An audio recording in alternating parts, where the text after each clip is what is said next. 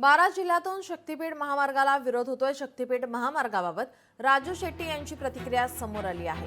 महाराष्ट्राला कर्जाच्या खाईत रचणारा हा रस्ता महामार्ग रद्दच केला पाहिजे असं राजू शेट्टी यांनी म्हटलं आहे।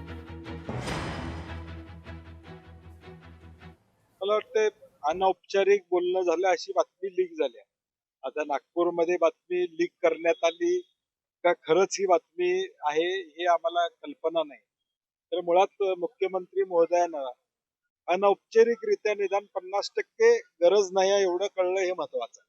त्यामुळं राहिलेला 50% सुद्धा रद्द करावा, नाहीतर फक्त जिल्हा परिषदच्या निवडणुका डोळ्यासमोर ठेवून जनतेच्या नजरेमध्ये धुळपेक नको एक बातमी सोडून द्यायची की बाबा असं रद्द होणार आहे। विधानसभेच्या वेळी हा अनुभव शेतकऱ्यांनी घेतलेला आहे। त्यामुळे जोपर्यंत अधिकृत अधिसूचना निघत नाही आणि पूर्णपणे हा महामार्ग रद्द होत नाही तोपर्यंत सरकारची भूमिका स्पष्ट आम्हाला कळणार। शक्तीपीठ महामार्गाला 12ही जिल्ह्यातून विरोध आहेच। मुख्यमंत्री म्हणतात सोलापूर, कोल्हापूर आणि सांगली जिल्ह्यातून आम्ही मार्ग बदलण्याचा विचार करतोय।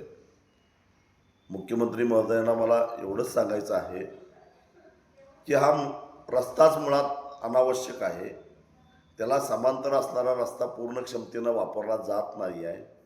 महाराष्ट्राला कर्जाच्या खाईत लोटणारा हा रस्ता आहे, त्याची काही गरज नाही आहे। त्याच्यामध्ये मोठा भ्रष्टाचार होतोय। त्यामुळे एकतर हा रस्ताच रद्द केला पाहिजे असं 12च्या 12 जिल्ह्यातल्या शेतकऱ्यांचं। लोकशाही मराठी ऐका, पहा, जागरूक रहा।